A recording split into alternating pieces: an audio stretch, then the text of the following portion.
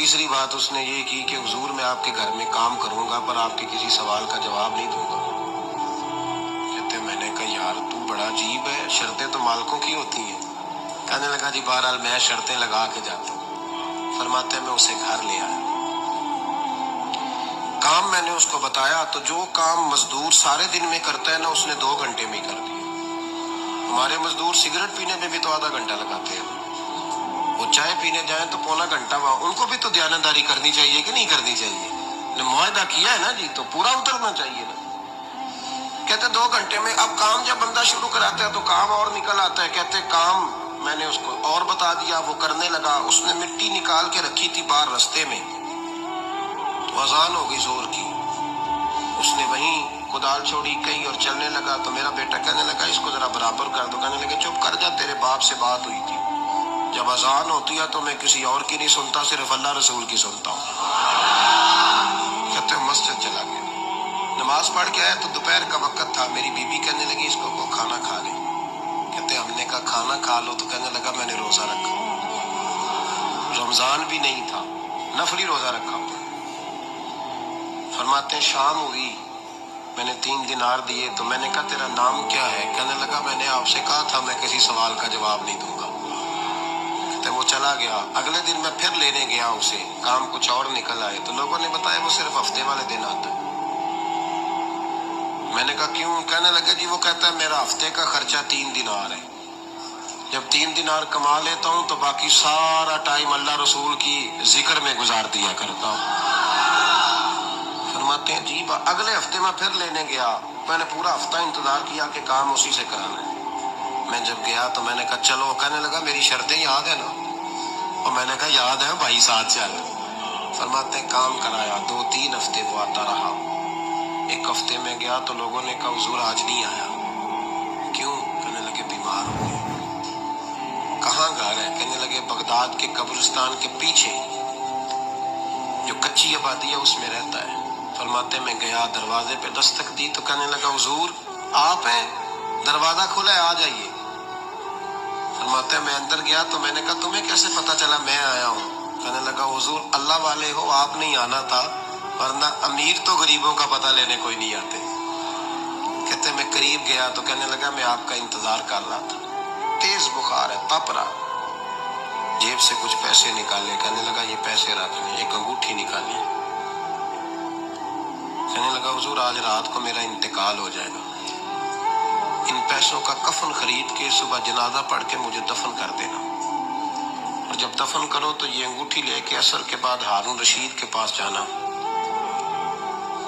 آپ اسے کہنا میں نے ملنا ہے پر وہ آپ کو ٹائم نہیں دے گا، آپ اس کو آواز دیجیے گا کہ تیری ایک امانت ہے میرے پاس، پھر وہ آپ سے ملے گا تو انگوٹھی دے دیں، پھر آپ میری طرف سے فارغ ہیں۔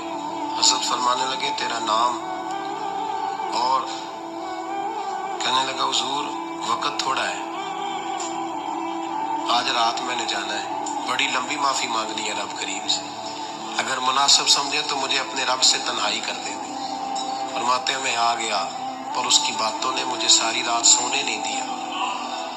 فرماتے ہیں صبح بڑی مشکل سے سورج نکلا، میں گیا دروازے پہ ہاتھ رکھا تو دروازہ کھلا ہوا تھا، اندر داخل ہوا تو خوشبوئیں میرا استقبال کر رہی تھی، جب چہرے سے کپڑا ہٹایا تو اس کا تو انتقال ہو چکا، انتقال ہو چکا، ایسے جیسے کسی کا دیدار کر کے سویا۔ کہتے میں تو 2 آدمی لے گیا تھا جنازے پہ، پر پتہ نہیں دنیا کدھر کدھر سے آئی، کہاں کہاں سے، اکھاں جدوں میٹیاں زمانہ مینوں روے گا، اپنا تے اپنا بیگانہ مینوں روے گا۔ فرماتے ہیں میں تو 2 بندے لے گیا تھا پر پتہ نہیں مخلوق کہاں کہاں سے آئی، جنازہ پڑا، دفن کیا۔ ہارون رشید کے پاس میں عصر کے بعد گیا، میں نے بلانا چاہا پر بادشاہ تھا، میری طرف دیکھا ہی نہیں۔ میں نے اس کو کہا تیری ایک امانت میرے پاس ہے۔ فرماتے ہیں وہ مجھے کونے پہ لے گیا، کیا بات ہے؟ کمرے میں بلایا، میں نے انگوٹھی دی، ہارون رشید تو چیخے مارنے لگا، کہنے لگا انگوٹھی والا کہاں ہے؟ میں نے کہا وہ تو انتقال کر گیا۔ کہنے لگا مجھے قبر پہ لے چل۔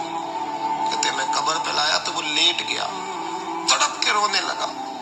میں نے کہا میرا کلیجہ پھٹ جائے گا، نہ اس نے کچھ بتایا نہ تو نے بتایا، یہ کون تھا؟ हारून रशीद कहने लगा ये मेरा बेटा था। मैंने कहा तेरा बेटा और मजदूर? कहने लगा हुजूर ये हजरत दाऊद ताई के पास बैठा करता था, उनका मुरीद था।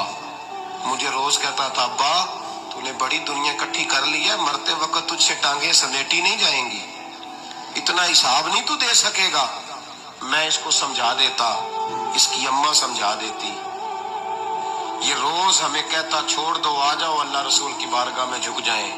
हम समझ। एक दिन ये चला गया, कहने लगा फिर तुम्हारा रास्ता और है और मेरा रास्ता और है। ये सोने की अंगूठी गलती से इसके पास रह गई, गलती से हीरे की अंगूठी चली गई। कहने लगा देखो मेरे बेटे ने आज वो भी वापस कर दी है।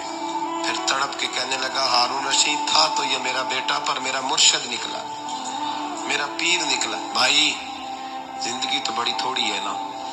बाबा साहब ने कहा था उठ फरीदा सुते आओ, भाई दाढ़ी आ गया ही पूर, अग्गा नेड़े आ गया, पिछा रह गया ही दूर। उठ फरीदा सुते आ, खलकत वेखन जा, मते कोई मिल जाई बख्शिया ते तू ही बख्शिया जा। उठ फरीदा सुते आ, झाड़ू दे मसीत, तू सुते रब जागदा, तेरी डाडे नाल परीत। मेरा रब हमें भी अपनी बारगाह में कबूल